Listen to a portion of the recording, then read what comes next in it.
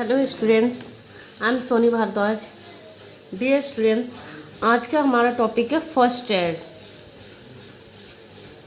First aid students, आज हम पढ़ेंगे टेक्सटाइल ब्रांच।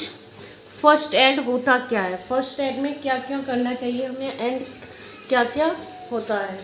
ठीक है, तो फर्स्ट एड के लिए समझेंगे हम टेक्सटाइल ब्रांच वालों का। ये थर्ड चैप्टर है। फर्स्ट एड, प्राथमिक चिकित्सा। स्टूडेंट्स, प्राथमिक चिकित्सा हम कब करते हैं, कैसे करनी चाहिए और होती क्या है, इसके बारे में पहले हम प्री नॉलेज लेंगे। जैसे कि स्टूडेंट्स, फर्स्ट चिकित्सा हमारा जो प्राथमिक चिकित्सा हमारा वो होता है, जैसे कि हम कोई भी कार्य कर रहे हैं उसमें करने पे हमें मोच आ जाती है या चोट आ जाती है या हल्की सी चोट का लगना, मोच आ जाना या कहीं मतलब फ्रैक्चर वगैरह हो जाना, तो इस कंडीशन में हम जो फर्स्ट एड करेंगे, आई मीन प्राथमिक चिकित्सा करेंगे, तो वो हम कैसे करना चाहिए, ठीक है, और कहाँ पर करना चाहिए और किस तरीके से करना चाहिए एंड उसके लिए हमें क्या क्या उपाय होने चाहिए, उसके उद्देश्य क्या होने चाहिए। ठीक है, तो इन सब के बारे में हम आज पढ़ेंगे।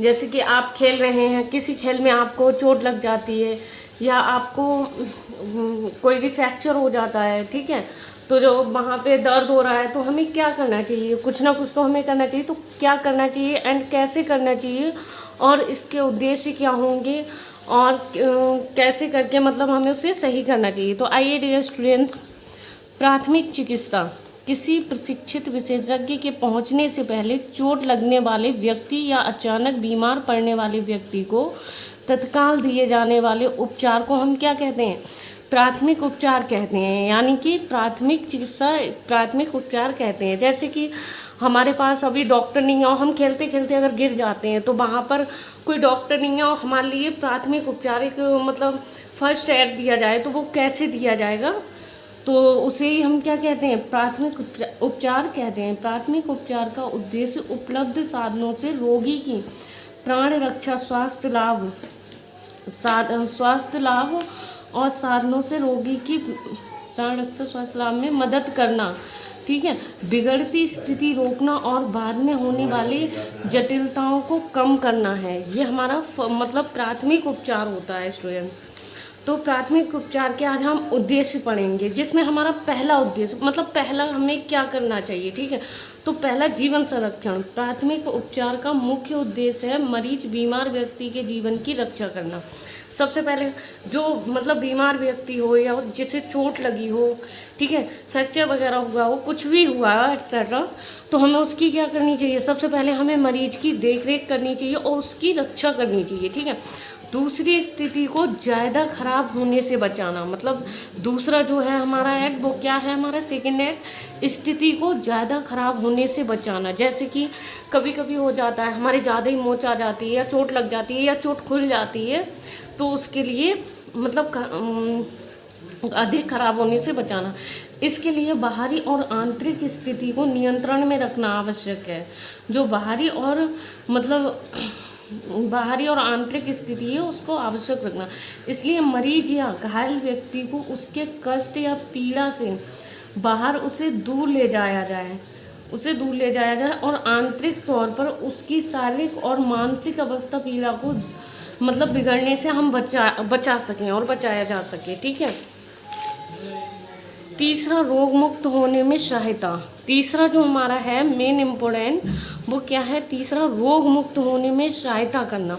रोगी को दवाई और मरहम पट्टी देकर उसे निरोगी और पूर्णतः स्वस्थ करना प्राथमिक चिकित्सा का तीसरा मुख्य उद्देश्य है, कि रोगी मतलब सही रहे और ज़्यादा कुछ उसके लिए ना हो, मरहम वगैरह देना चाहिए, पट्टी दे देनी चाहिए।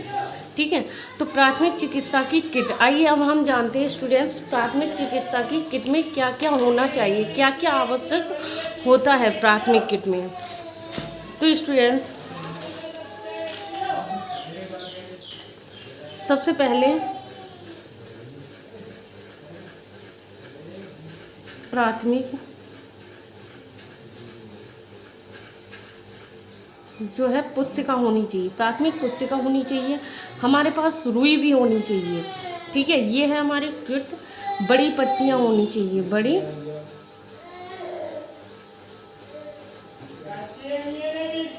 बड़ी पट्टियाँ और तिकोनी पट्टियाँ भी होनी चाहिए। जो हमारी किट होगी उसमें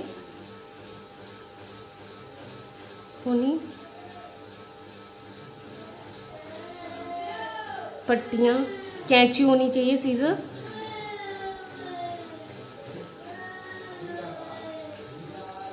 और दस्ताने होने चाहिए उसमें। ठीक है, एक चिमटी भी बहुत ज़रूरी होती है उसमें, चिमटी भी होनी चाहिए। ठीक है, नेक्स्ट आता है हमारा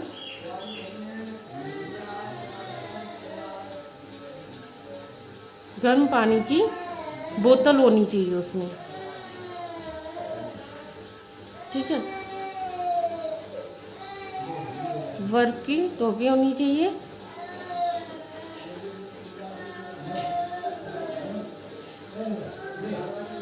टॉर्च होनी चाहिए,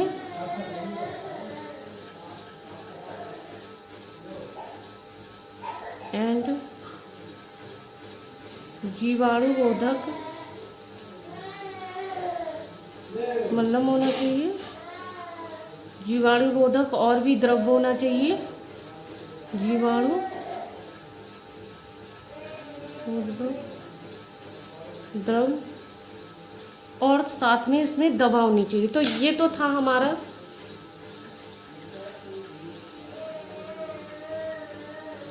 फर्स्ट एड किट मैनुअल।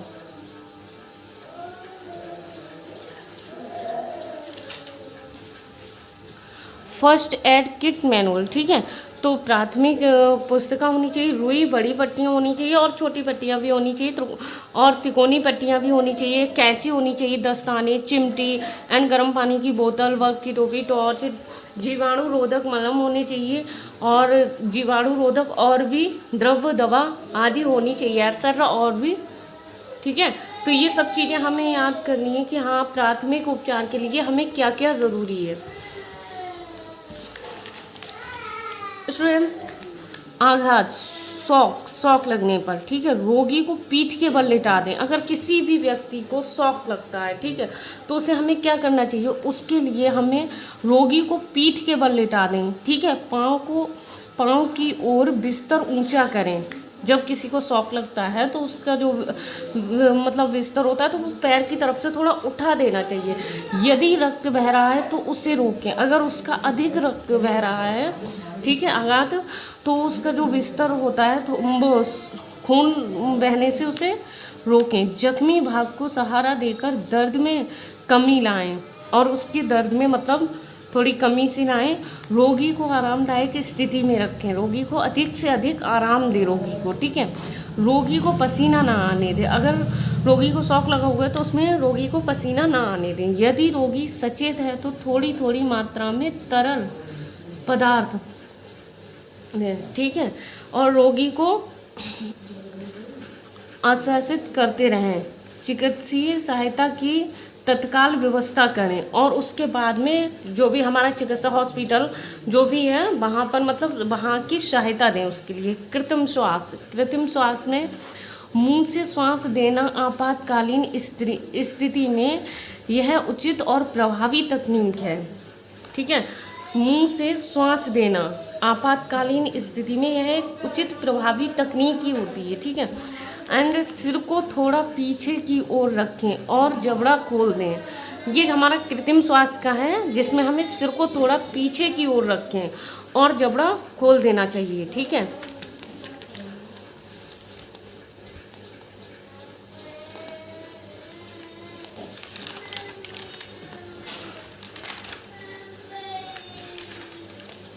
हवा थोड़ी पीछे से निकलने से रोकने के लिए अंगूठे व तर्जनी अंगुली से रोगी की नाक बंद कर दें। गहरी सांस लें और अपना मुंह खोलें और रोगी के मुंह पर रखकर कसकर रख दें। जल्दी से पूरा श्वास रोगी के मुंह में निकाल दें। रोगी से अपना मुंह हटाएं और उसे शांति से सांस बाहर निकालने दें। इस क्रिया को 1 मिनट में 12 से 15 बार चिकित्सा सहायता उपलब्ध होने तक दोहराएं। अब चिकित्सा सहायता की तुरंत आवश्यकता करें। ठीक है, जो भी हमारे चिकित्सा सहायक हैं उनकी सहायता भी है। आइए स्टूडेंट्स, नेक्स्ट हम देखते हैं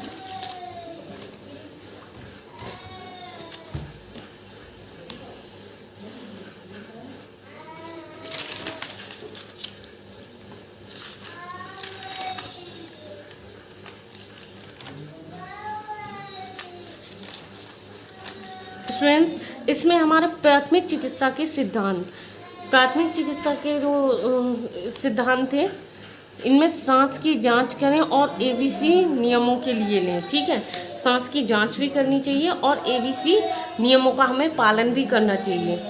अगर चोट लगी है और रक्त बह रहा हो तो जल्द से जल्द रक्त को रोकें। अगर घायल व्यक्ति को सदमा लगा हो तो उसे समझाइए और सांत्वना दें।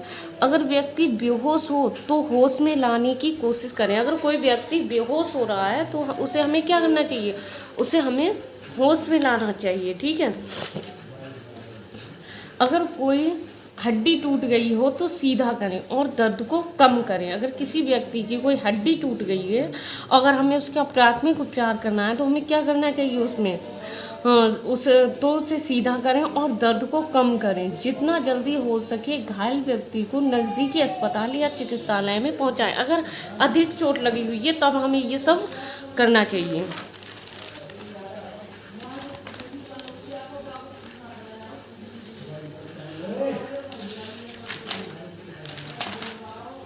नेक्स्ट आता है हमारा प्राथमिक चिकित्सा के नियम, जो हमारे ABC हैं। ठीक है, ये हमें याद रखने हैं। एयरवे मतलब श्वास नली की जांच, एयरवे मतलब श्वास नली की जांच। श्वास नली में स्काई, ठीक है, खासकर बेहोश लोगों में जीव के कारण हो सकता है। ये जो रोग है ये किसके कारण हो सकता है, श्वास नली में स्काई खासकर बेहोश लोगों में जीव के कारण हो सकता है। ठीक है, हो सकता है।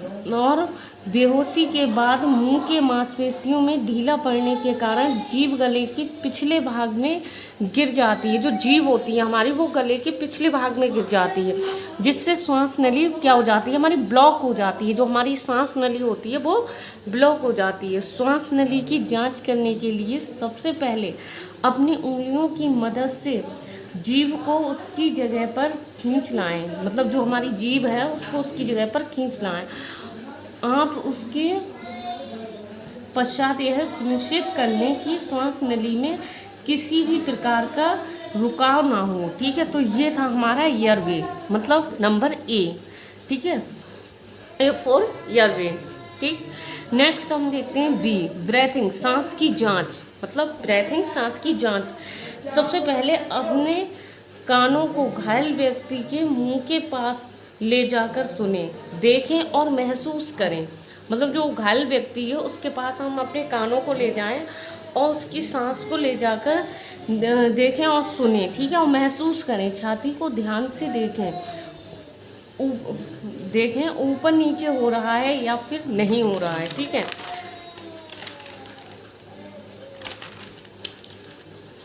अगर वह सांस नहीं ले रहा है तो उसी समय उसे क्या करना चाहिए, माउथ टू माउथ रिस्पिरेशन चालू करें, जिसमें घायल व्यक्ति को पीठ के बल सीधे लिटाकर उसके मुंह को खोलकर अपने मुंह से मतलब हवा भरे। ठीक है, हवा भरे। एंड थर्ड नंबर पे हमारा सी सर्कुलेशन मतलब रक्त संचार की जांच। रक्त संचार की जांच हमें कैसे करनी चाहिए और क्या करना चाहिए, ये हमें सर्कुलेशन।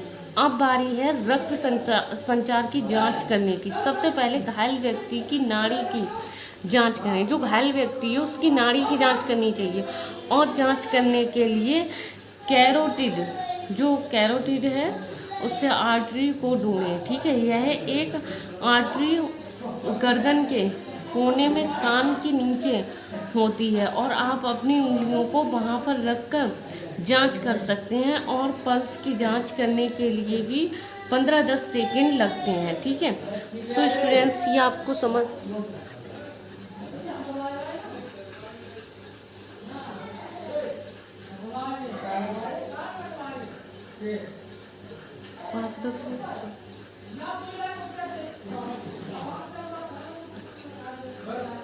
पाँच 5-10 सेकेंड मतलब इस कार्य के लिए हमें कितना टाइम लगता है, 5-10 एंड 15 सेकेंड लगते हैं। ठीक है। सो स्टूडेंट, अगर उस व्यक्ति के दिल की धड़कन चल रही हो, अगर उस व्यक्ति के दिल की धड़कन जो चल रही हो, तो mouth to mouth of respiration चालू रखें। ठीक है। ना चल रही हो तो बिना देरी किए हुए हमें क्या करना चाहिए, cardiopulmonary of the respiration CPR चालू करें। आइए देखते हैं CPR। इसमें एक बार मुंह से हवा देने के बाद मरीज के दिल के ऊपर एक हाथ के ऊपर दूसरा हाथ रखकर जोर जोर से 4 बार दबाएं। हमें क्या करना चाहिए, जो मतलब रोगी का वो है तो हमें 4 बार दबाएं जब तक घायल व्यक्ति अपने आप सांस नहीं लेता। मतलब व्यक्ति जब तक अपने आप सांस नहीं ले सकता है तब तक हमें ये काम करना चाहिए। यह काम 2 व्यक्ति के होने पर और भी सही प्रकार से होता है, क्योंकि इससे एक व्यक्ति mouth to mouth touch reflection होता रहता है। ठीक है। तो ये सब क्या करता है, CPR करता है। ठीक है। अब प्राथमिक चिकित्सा के समय स्वयं को इन्फेक्शन से बचाएं। मतलब स्वयं को हम इन्फेक्शन से कैसे बचा सकते हैं, जो इन्फेक्शन हो जाता है हमारा। ठीक है। तो फर्स्ट एड के दौरान आपको इस बात का भी पूरा ध्यान रखना चाहिए कि आपको घायल व्यक्ति से किसी भी प्रकार का इन्फेक्शन ना हो सकता है जो घायल व्यक्ति है, सपोज दैट A की चोट लगी हुई है बट B हमारा एकदम सही है। ठीक है। तो A को कोई इन्फेक्शन भी है, चोट लगने के साथ इसको कोई इन्फेक्शन भी है, तो हम इस मतलब B वाले के लिए सही रहना चाहिए। ठीक है।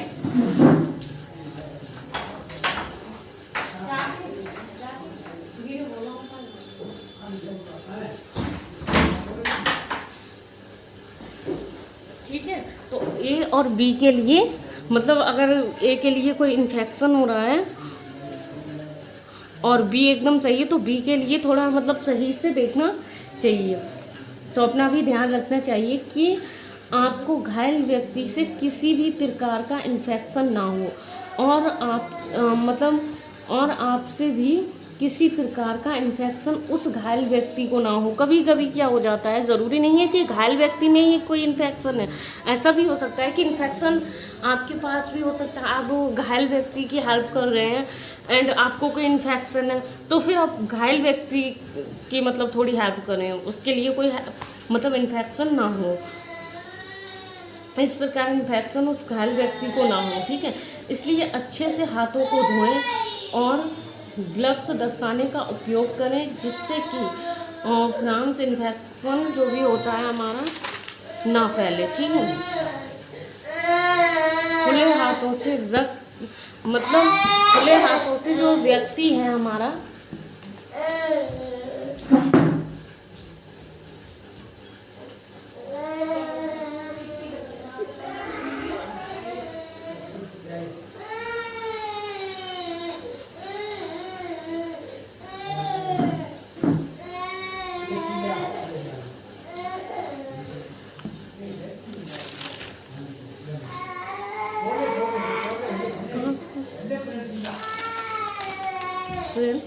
खुले हाथों से रक्त जनित संक्रमण जैसे जो भी हमारे हेपेटाइटिस, ठीक है, V या C से और HIV जैसे मतलब एड्स वगैरह है होने की मतलब जो भी मतलब चांस होते हैं। ठीक है। यह वायरल बीमारियां किसी भी एक व्यक्ति के खून से मतलब दूसरे व्यक्ति से मिलने से हो सकती हैं। ये जो HIV की प्रॉब्लम है ये एक व्यक्ति से दूसरे व्यक्ति को हो सकती हैं। तो हम जब भी किसी बीमार व्यक्ति की सहायता कर रहे हैं तो हमें इन बातों का ध्यान रखना चाहिए। तो अब आता है हमारा घाव या चोट लगने पर प्राथमिक चिकित्सा। जब घाव या चोट लगती है तो हमें प्राथमिक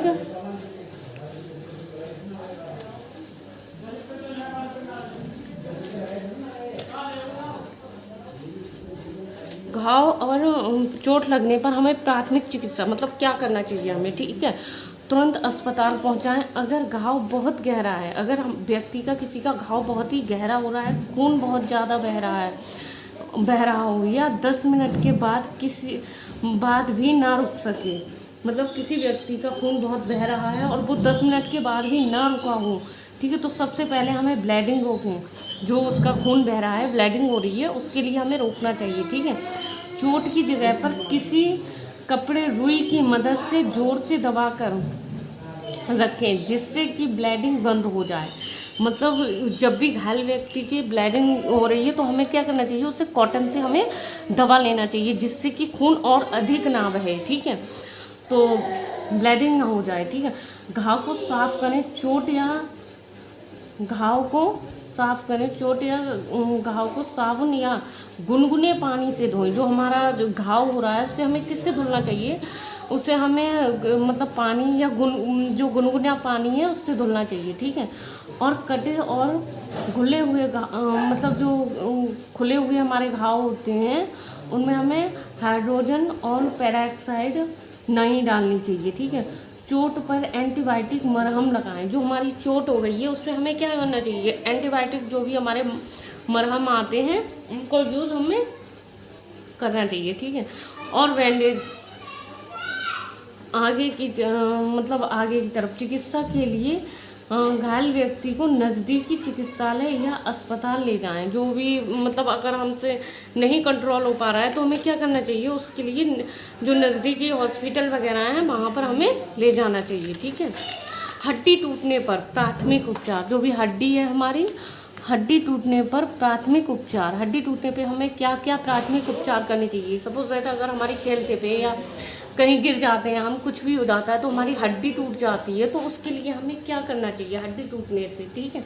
तो हड्डी कई कारणों से टूट सकती है, जैसे कि किसी खेल के समय या फिर किसी और दुर्घटना के कारण कभी कभी हड्डी टूटना जानलेवा भी हो सकता है। मतलब कभी कभी क्या होता है कि अगर हम कहीं से गिर जाते हैं तब भी क्या हो जाता है, हड्डी टूटने से मतलब हमारी जान भी जा सकती है, ठीक है। हड्डी टूटने के लक्षण। चोट की जगह को छूने और हिलाने पर अगर दर्द हो, चोट की जगह इसके लक्षण हैं ये, ठीक है। तो चोट की जगह को छूने और हिलाने पर अगर दर्द हो, चोट की जगह पर सूजन या सुन्न हो जाना या नीला पड़ जाना, ठीक है, पैर काम ना कर रहा हो, ठीक है, तो उठाने में या उसे मतलब उठाने में या छूने में, टच करने में कोई भी प्रॉब्लम हो रहा हो, तो खासकर जब कहीं कंधे और पैर की जोड़ी में चोट लगी हो, तो अगर हड्डी चमड़े के नीचे उभरी हुई हो तो ठीक है।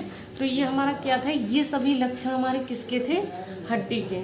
हड्डी टूटने पर प्राथमिक चिकित्सा के स्टेप्स।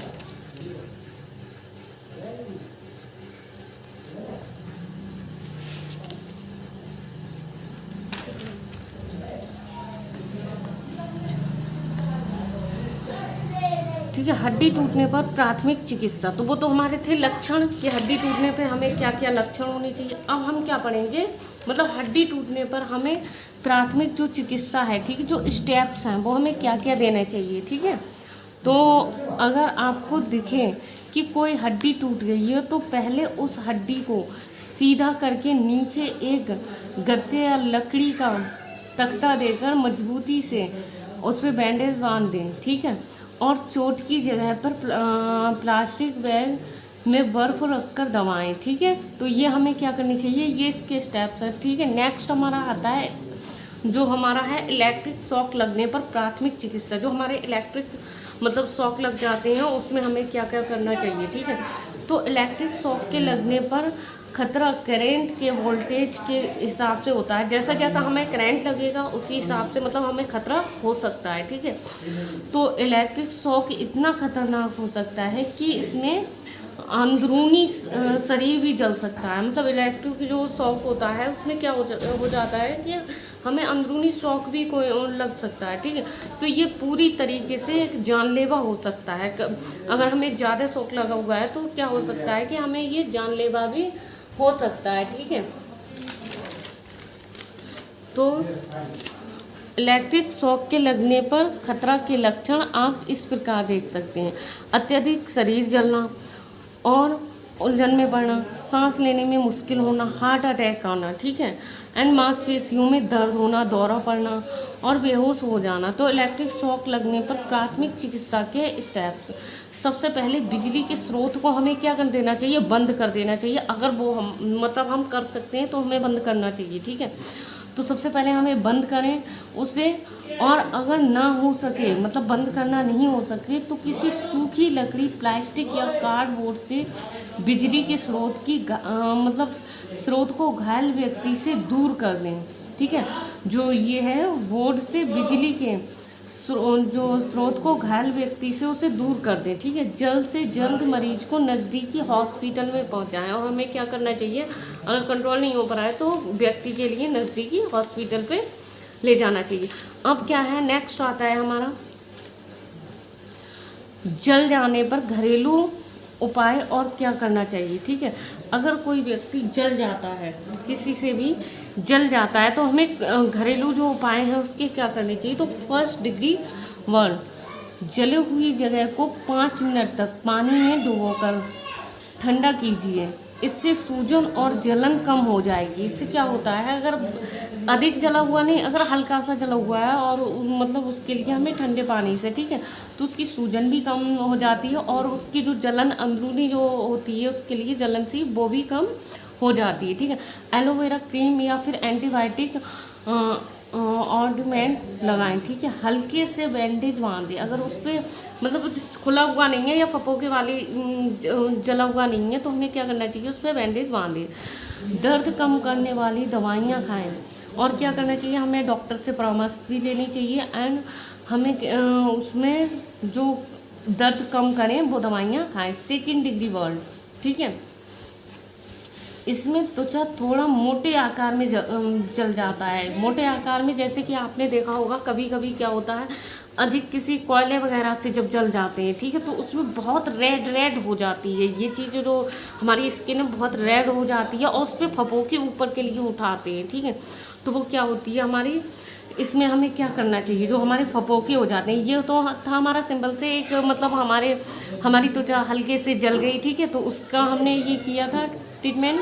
एंड सेकेंड में हमारा क्या, जो फपोके वाला जल जाता है, बहुत रेड हो जाता है और कोयले वगैरह से बहुत ज़्यादा ही जल जाता है, उसके लिए हमें क्या करना चाहिए, इसमें त्वचा थोड़ा मोटे आकार में जल जाता है, इसमें दर्द बहुत होता है और फपोले या छाले निकल जाते हैं। देखा होगा आपने, ऊपर के लिए छाले हो जाते, फपोके हो जाते हैं, ये सब आपने देखा होगा, हाथ जल जाए या फिर पैर पे, ठीक है, निकल जाते हैं। इसमें त्वचा बहुत ही ज़्यादा लाल हो जाती है, मतलब उसमें बहुत लालामी हो जाती है, बहुत त्वचा जो है रेड हो जाती है, ठीक है, और सूजन भी आता है, और इसमें घाव 2-3 दिन में भर जाता है। मतलब इसका जो घाव है, तो अगर हम सही से इसका ट्रीट कर रहे हैं तो भरना तो एकदम खैर हम नहीं कह सकते, लेकिन हाँ तो हल्का सा इसमें आराम सा हो सकता है। तो इसका हमें इलाज कैसे करना चाहिए, जो सेकेंड डिग्री बर्न है इसका हमें इलाज कैसे करना चाहिए, ठीक है। हम इसका इलाज कैसे करेंगे, तो जली हुई जगह पे, जहाँ पे जला हुआ है, ठीक है, उसे 15 मिनट के लिए पानी में डुबोकर ठंडा कीजिए, जिससे जलन और सूजन कम हो। एंटीबायोटिक क्रीम लगाएं और प्रतिदिन नया हमें ड्रेसिंग करें, और दर्द कम करने वाली दवाइयाँ और एंटीबायोटिक खाएं, और डॉक्टर से इसमें संपर्क करें, ठीक है।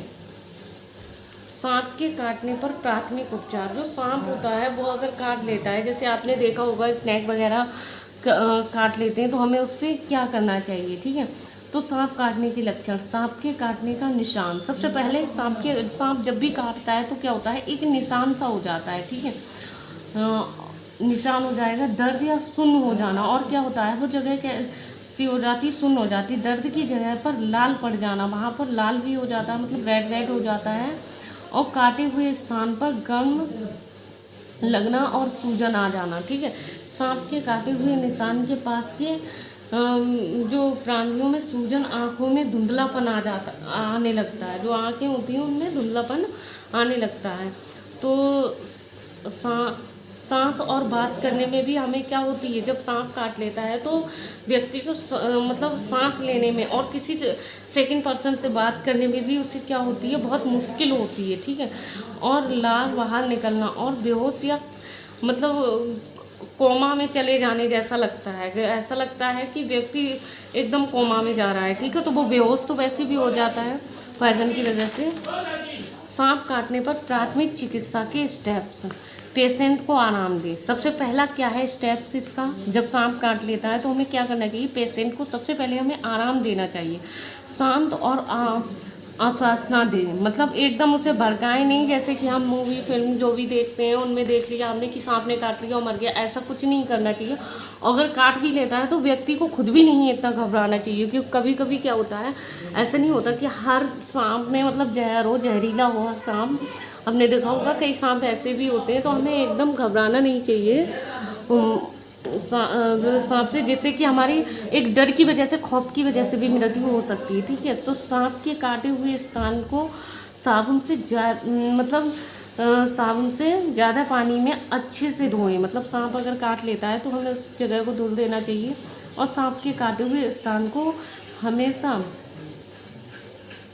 दिल से नीचे रखना चाहिए। ठीक है, काटे हुए स्थान और उसके आसपास को बर्फ पैक लगाएं, और ताकि इससे जहर मतलब जो हो, जहर का फैलना कम हो सके। ठीक है, पेशेंट की जो पेशेंट है जिसके लिए, जो व्यक्ति के लिए मतलब सांप ने काटा है जिस व्यक्ति को, उसे सोने ना दें। ठीक है, सबसे मेन पॉइंट है उसे सोने ना दें, पेशेंट को सोने ना दें, और हर पल नज़र रखें मतलब उस व्यक्ति को, क्योंकि सांप जब काट लेता है तो नींद बहुत आती है। नींद इसलिए आती है क्योंकि मतलब व्यक्ति थोड़ी बेहोशी हालत में जाता है, इसलिए नींद सी आने लगती है। होश ना आने पर ABC रूल अपनाएं, जो मैंने अभी आपको ABC रूल पढ़ाए थे ना, वो अपनाने चाहिए। ठीक है, जितना जल्दी हो सके मरीज को अस्पताल ले जाएं, मतलब मरीज को अस्पताल भी ले जाएं। अब तो काफ़ी बहुत अच्छी सुविधाएं भी हो गई हैं। कुत्ते के काटने पर प्राथमिक चिकित्सा, एक कुत्ते के मुंह के अंदर 60 से भी ज़्यादा अलग अलग प्रकार के बैक्टीरिया होते हैं और वायरस भी होते हैं। ठीक है, जिनमें कुछ बहुत ही खतरनाक होते हैं, जिनमें वायरस जो होते हैं, कुछ वायरस बहुत खतरनाक होते हैं, जैसे उदाहरण के लिए रेबीज ले लो, हमारा किसी भी आदमी, बिल्ली, बंदर, घोड़े के काटने पर भी इन्फेक्शन होने का खतरा होता है।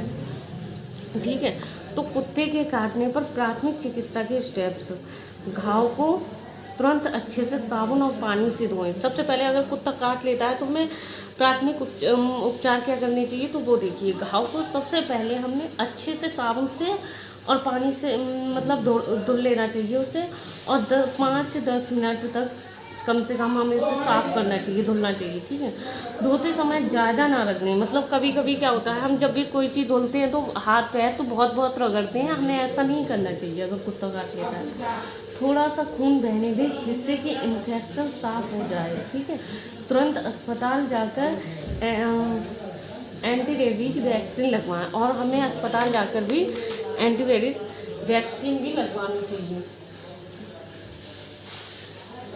स्टूडेंट्स, ये हमारे थे कुत्ते के काटने से। ठीक है, नेक्स्ट आइए हम और भी देखते हैं इसमें।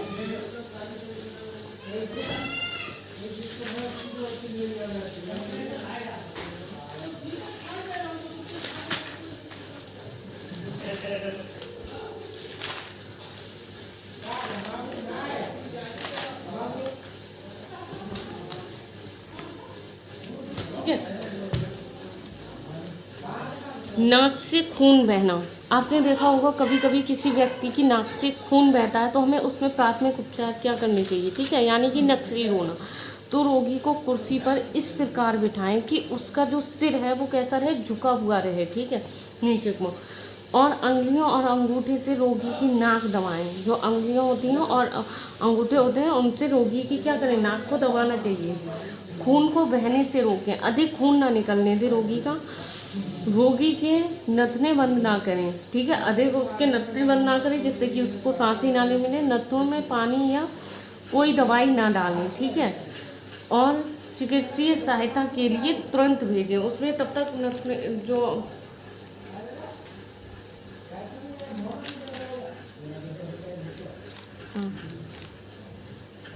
ये था हमारा, खून को बहने से रोके नहीं। ठीक है, जो खून है उसके लिए अगर हम रोकते हैं तो ये क्या होता है, एक हमारे मतलब एक गत्ता सा जम जाता है, तो उसके लिए भी रोके नहीं। ठीक है, रोगी की नथने बंद ना करें। नथनों में पानी या कोई दवाई ना डालें, क्योंकि इससे दवा डालने से क्या होता है, एक इन्फेक्शन हो सकता है। और चिकित्सीय सहायता के लिए तुरंत भेजें। नेक्स्ट आता है हमारा कीट का काटना। अभी था हमने देखा था सांप का काटना एंड कीट का काटना, जैसे कि हमें कभी ततैया, ठीक है, या जो हमारी वीज वगैरह होती हैं, मोहार की मक्खी वगैरह होती हैं, इनका काटना, ठीक है। तो इनसे हमें कैसे कैसे क्या करना चाहिए। तो डंक को सबसे पहले हमें बाहर निकाल दें। अगर तुम्हें कोई भी कीड़ा जो भी है हमारा ये काट रहा है तो क्या करना चाहिए, हमें डंक को बाहर निकाल दें, ठीक है। ठंडी सिकाई करें, और जिस जगह पे कीट ने काटा हुआ है वहाँ पे हमें क्या करना चाहिए, ठंडी सी मतलब सिकाई करनी चाहिए। पानी में सिरका मिलाकर लगाएं और सोडा बाइक्रोनेट का पेस्ट लगाएं, ठीक है। और सदमा ना लगने दें। कभी कभी क्या होता है व्यक्ति के लिए, अगर छोटा सा भी कीड़ा अगर कीट ने काट लिया तो क्या होता है, उसका फेस रेड हो जाता है, उसे सदमा सा लग जाता है। तो ये ना लगने दें, तुरंत डॉक्टर के पास ले जाएं। और व्यक्ति के लिए डॉक्टर के पास ले जाना चाहिए अगर कोई मतलब ज़्यादा ही दिक्कत है उसे। तो दम घुटना, कभी कभी क्या होता है दम का घुटना, ठीक है। ग्रसित व्यक्ति को तुरंत उस जगह से बाहर निकालें जहाँ पर मतलब दम घुट रहा है व्यक्ति का। खुली हवादार जगह पर ले जा कर लेटाएं। जिस व्यक्ति का दम घुट रहा है उसे खुली जगह में लेटाना चाहिए, ठीक है। सांस नहीं आ रहा है तो कृत्रिम सांस दें। रोगी को तुरंत अस्पताल के लिए भेज दें, और जो रोगी है उसके लिए क्या करना चाहिए, अस्पताल के लिए भेज देना चाहिए। आइए अब पढ़ते हैं हम बेहोशी हालत। इसमें हमें क्या करना चाहिए, जो हमारे फर्स्ट एड है, तो जो हमारा है प्रभावित व्यक्ति को सिर एक तरफ करके पेट के सहारे लिटा दें। अगर बेहोशी हालत है तो श्वास और नाड़ी को चेक करें, ठीक है। तंग कपड़ों को ढीला कर दें। अगर बेहोशी हालत है तो टाइट अगर कपड़े पहने हुए व्यक्ति है तो उसको थोड़ा मतलब लूज कपड़ों में लिटाएं। हवा को हवा को साफ करें, मतलब हवा आने दें, और इधर उधर को ज़्यादा भीड़ ना लगाएं, ठीक है। जो भीड़ का एरिया है वो नहीं करना चाहिए। कृत्रिम सांस और बाहरी कोडेरिया और मालिश करें। तुरंत अस्पताल के लिए भेज दें।